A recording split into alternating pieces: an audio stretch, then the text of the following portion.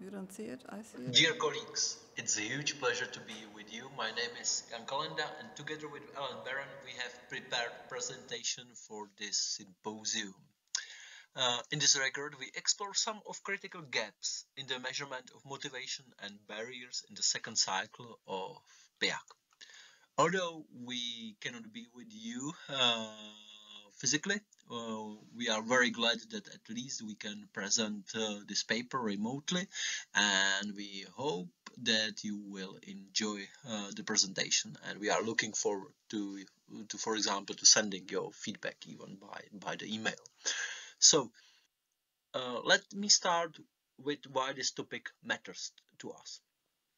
The PIAAC is a key global source of data related to adult skills and organized learning. It is used for both international benchmarking across OECD countries and also to inform national adult education policies.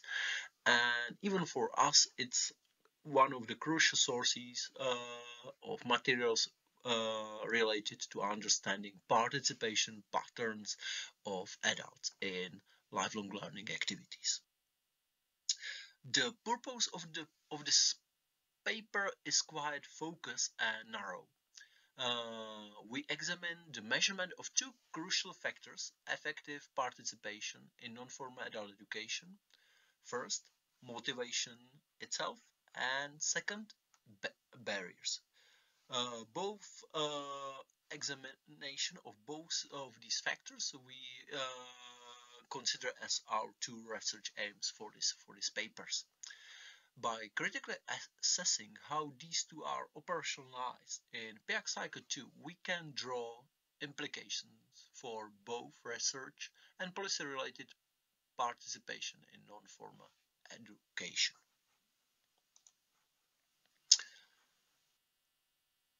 Why do motivation and barriers matter so much? Well, they are central to long-established theories of adult education participation from Roger Boschier to Patricia Cross to Shell Rubenson, and more recently work of Alan Barron on participation models and multi-layer theory of participation. They are, but not only that, they are also crucial not only for understanding who participates, but also for understanding non-participants. And this is particularly vital for designing target and inclusive policies. If the data on motivation and barriers is missing or are unreliable, the evidence base for policy is weakened. That means government may not be able to reach the very people most at risk of exclusion. To illustrate this role, we built on Barron multi-layer theory of participation and so-called COM-B model of human behavior developed by Michi and colleagues.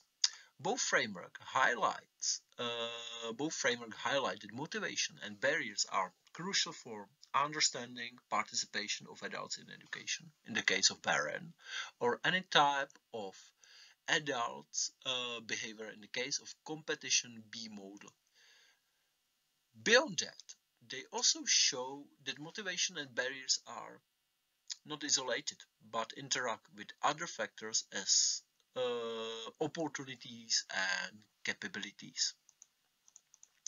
This reinforces the point that measuring them properly, and properly for us mean theoretically grounded and with valid and reliable measures, is essential if PIAAC is to provide meaningful insights for both academic research and effective lifelong learning policies. Therefore, our examination of the PIAAC will be from these positions. Let me turn to motivation as measured in Cycle 2. Motivation in Cycle 2 refers to the underlying reasons for participation in education and training. In the PIAAC questionnaire, reasons are distinguished at the beginning in two broad categories: job-related reasons and non-job-related reasons, which are two like main framework. And besides that, they are then more specified into 7 different categories, which you can see in the following table. Starting from to do my job better and or improve career prospects, and continue over, for example, to start my own business and end up to obtain a certificate.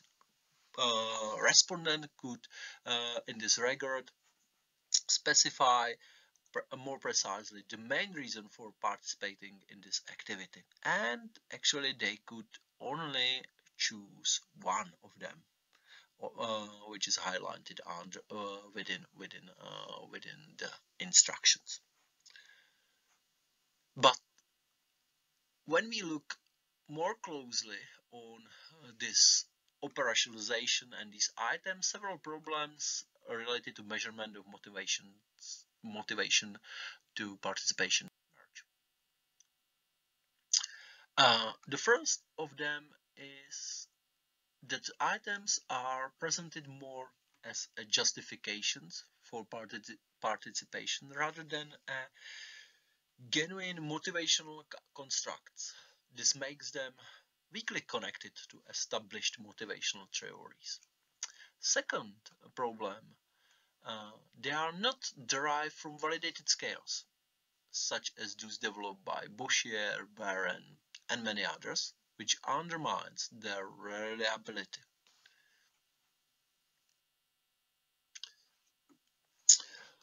Third, the balance is strongly tilted, as 5 of 7 items are framed around job-related motives. As you can see, most of them are focused on, to some degree, job-related reasons, for example, to be less likely to lose my job.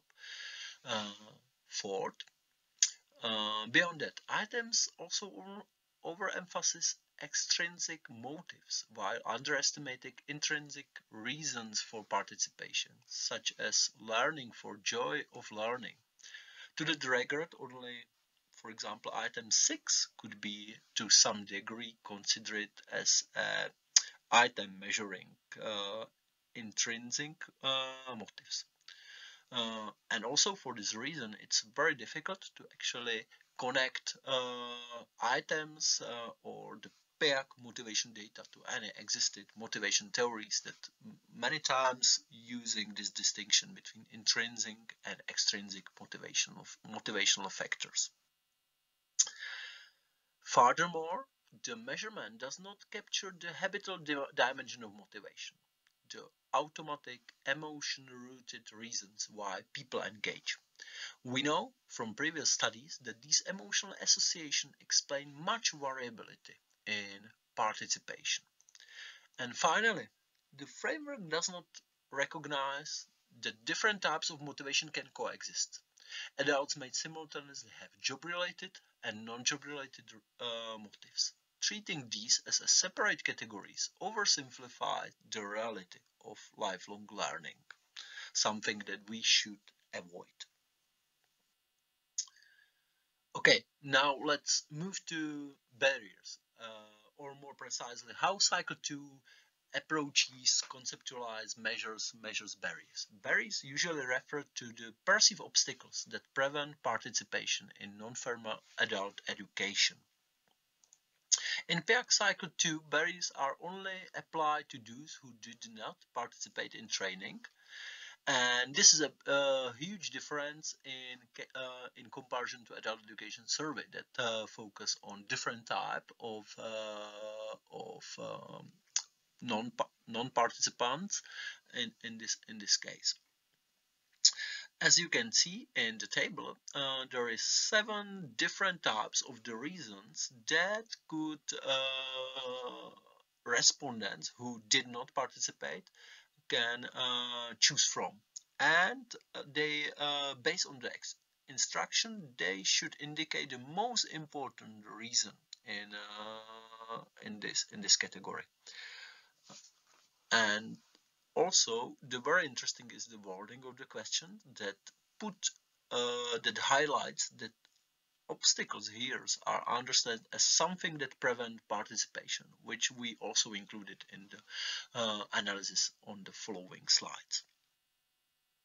Okay. Also, in case of the barriers, we identify several issues. The first of them is that the framework assumes by default that non-formal education is job related, which is obvious, especially from item number 3 and 4. And we believe that this narrows the scope from the very beginning, that the obstacles could be at least in most of the items related to barriers directly within the world of work. The second problem that we identified is related to similar issue that we identify in the case of the measuring of motivation.